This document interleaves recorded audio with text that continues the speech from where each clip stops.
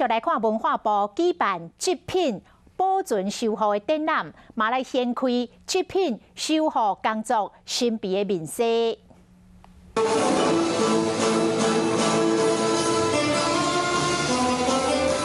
用古典的琵琶演奏开场，为了增加民众对极品文物的保存认识甲了解，这摆策展规划5个主题展区。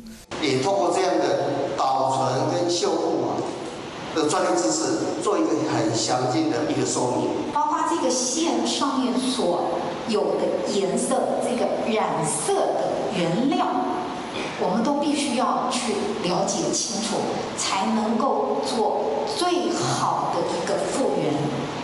这片的修理工作，大家时间比赛，修理的过程用过真少人看到。即马透过前置作业、调查记录、修复方案、加修复作业等等方面，互民众了解。